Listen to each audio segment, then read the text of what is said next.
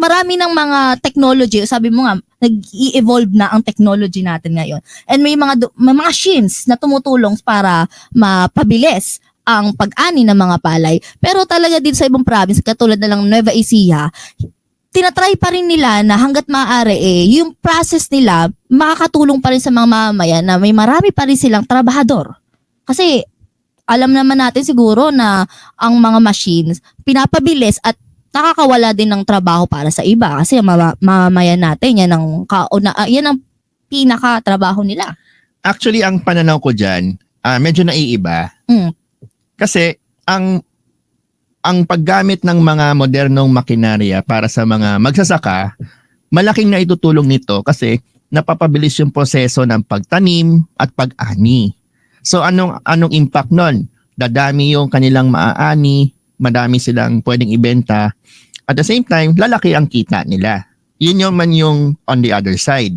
Now, tama ka rin naman doon. Paano naman yung mga taong pwedeng mawala ng trabaho?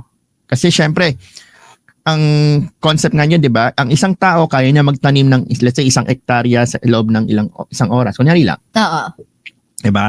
So, ibig sabihin, kung meron kang ganitong kalaking lupa, kailangan mo ng, let's say, mas maraming tao. Pero dahil meron ka ng machine, o kaya naman, yung usong, nauusong yung sa ibang bansa, drone na nga eh. Meron ng gano'n. Yes, drone na yung magtatanim. Di ba? At least, mabilis. So, instead na maraming tao, isa lang kailangan mo. Pero ang mangyayari kasi dito, instead na sila ay magtatanim or mag-aani, iba na yung magiging trabaho nila. Hindi naman sila talaga nawalan ng trabaho eh. Nalipat lang. Ganun din naman, di ba? Katulad last week, pinag-uusapan natin yung AI ba? Makakakos mawala ng trabaho yung ating mga kakalye. Technically, cycle yan. Hindi kasi natin pwedeng pigilan ng teknolohiya. Darating at darating yan. So, ang nangyayari lang is, kapag na-phase out ang isang teknolohiya, definitely maraming mawawalan ng trabaho, pero may papalit na bago. Diba? Kunyari lang, dati, diba, ewan ko kung nabutan nyo, ang uso dati, hindi pa cellphone, diba? Pager. Ay, hindi na namin nakabutan yan, Ed. Gamit naman. Ayan, sa mga kakalinatan, no, kung sino pa sa inyo nakaabot ng pager. Actually, hindi ko na naabutan yon. Medyo na ako. May pager pa pala. Hindi, nagsimula kasi ako, yung kaka-introduce pala nung text message. Okay na. May Diba? teknolohiya na rin. Oo. Pero kasi, yung text message, yan yung, pumatay dun sa napakalaking industriya ng pager. Anak ko, may natutunan na naman tayo dito, Mario. Ang biglaan. Diba kasi dati, pag gusto mo magpadala ng message, tatawag ka sa landline number eh. Oo. Tapos merong call center operator na sasagot sa'yo, sasabihin mo yung message mo sa kanya, tapos siya yung magpapadala. So ibig sabihin, dahil maraming taong gumagamit ng pager para masuportahan lahat ng user, kailangan mo magdagdag ng maraming taong sasagot. Diba? So nung nawala yung pager, dahil nauso na yung text message, ang dami nawala ng trabaho. Oo. Diba? Pero, syempre, nagkaroon din ng ibang business outside that. Nalipat lang sila ng ibang ginagawa. So, laging mauulit at mauulit yung cycle na yan. Kaya ako, para sa akin, hindi dapat tayo matakot na mag-adapt ng bagong technology. Dahil hindi naman talaga yung nakakawala ng trabaho. In fact, possible pang dumagdag. Diba? Kasi for example, katulad ng AI ulit, sino magtuturo gumamit ng AI? Tao. Tao pa rin. Oo, tao diba? pa rin. Sino ang kailangan para mag-train, para mabuo yung AI? Tao pa rin. Nagbago lang yung trabaho. Pero syempre, tanggap natin na syempre kung AI sumasagot ng ating telepono, nababawasan yung kailangan mo na call center. Tama? Sila kasi yung number 1 na sinasabi lagi na tatamaan ng pag-usbong ng AI or artificial intelligence. Pero at the end of the day, magbabago lang sila ng gagawin.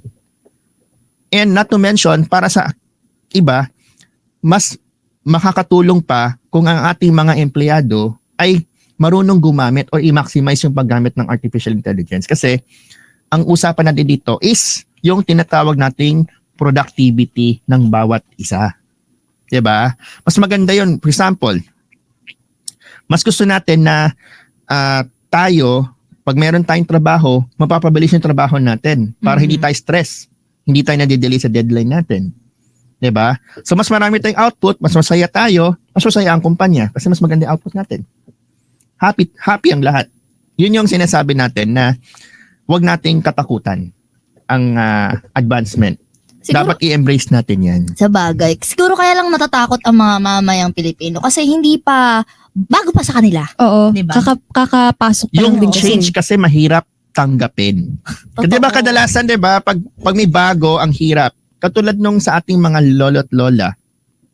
'Di ba ang hirap nilang turuan gumamit ng cellphone. Ay, totoo yun. Yan na nga. 'Di ba? Maraming nakaka-relate diyan. Shout out sa lola ko. Uy. Good afternoon po, Good lola. afternoon. Pero Ayan. kasi sabi nyo nga pager, pager mahal. Hindi natin naabutan yan. Pero sa kanila, parang ang dami namang makakalikutin ko dito sa phone na to. Totoo lang.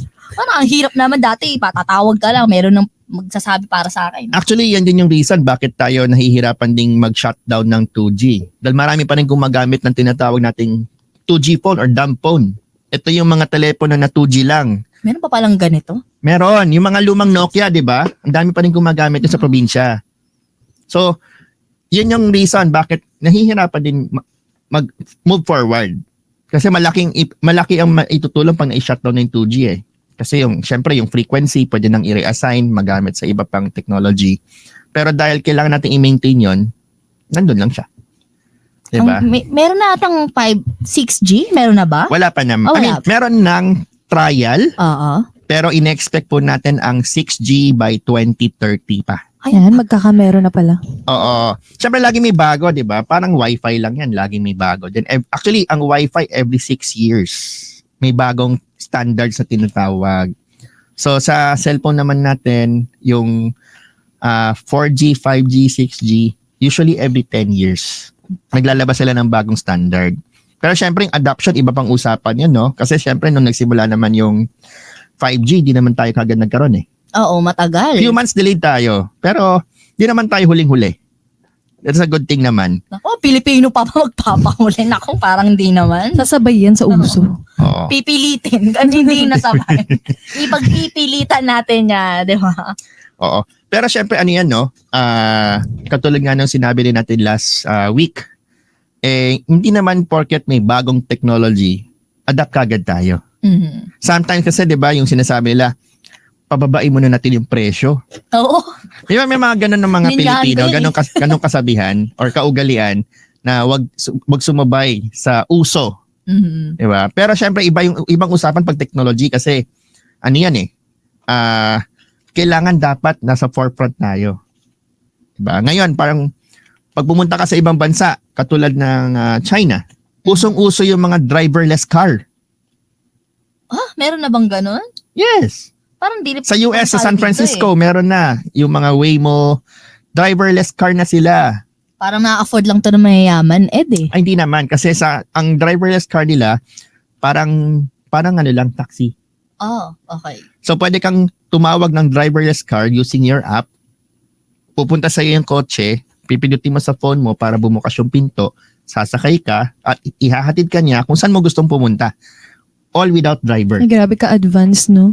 Yes. So, with that technology, di ba?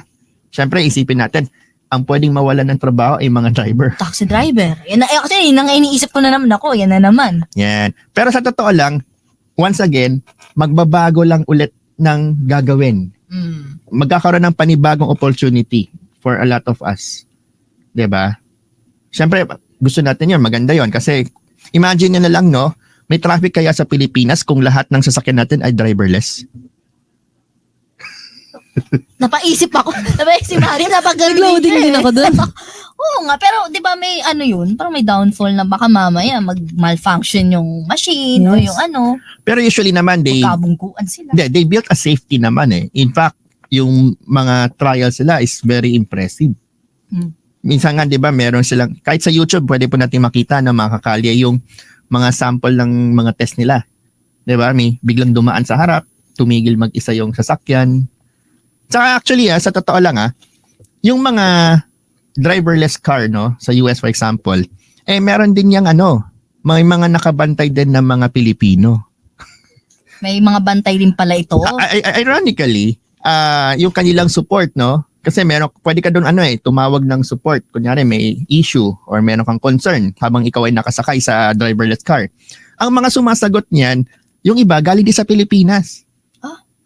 So ibig sabihin, nagkaroon ng bagong technology, nagkaroon din ng bagong klase ng trabaho. Iba na yung ginagawa ng ating mga support. Kung dati, di ba, kadalasan ang mga support natin dito, technical support, Oo. typical, di ba? Sa bangko, sa mga software company, di ba? Kung ano-ano pa, sa telco.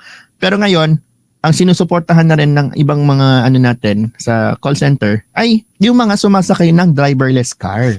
So, ito pala yung sinasabi mo, Ed, no, na hindi mawawalan ng trabaho sa bagkus, magkakaroon pa kayo ng opportunity for better work in the future. Yes, kasi nagbago lang. Di siya nawala, 'di ba?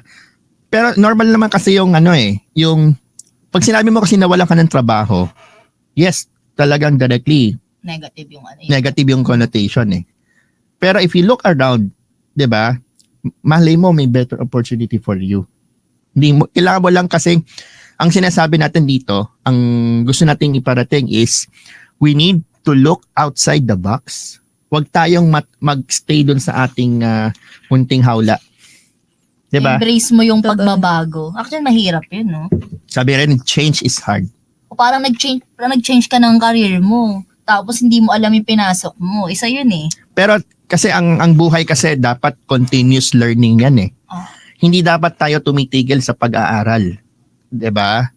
Katulad ngayon, kahit graduate ka na, habang ikaw ay nagtatrabaho, nag-aaral ka pa din eh. Mhm. 'Di ba? Hindi lang yung inaaral mo ay hindi lamang limited dun sa iyong trabaho. Kundi pati yung life lessons na tinatawag natin. Habang magkakaroon ka ng experience, habang na-expose ka sa mga bagay-bagay, mas lalo kang nagiging mature. Mhm. Ayan, Mas, 'di ba? Kasi syempre, no, ang life experience din talaga iba. Iba ang nabibigay sa ating impact. Unlike dun sa, sabihin natin nag-aral, pero pag labas mo ng eskwelahan, merong ka ring matututunan. Matututunan, yes. Oo. So kaya sa mga kakali natin, don't stop learning. Yan, si Sir Ed na nagsabi, naku, napapaser tuloy ako eh. So, Oo. Hindi na ako nagtuturo ngayon pero kasi tuturuan. sabi niya nagturo daw siya sa mga estudyante. Ayan.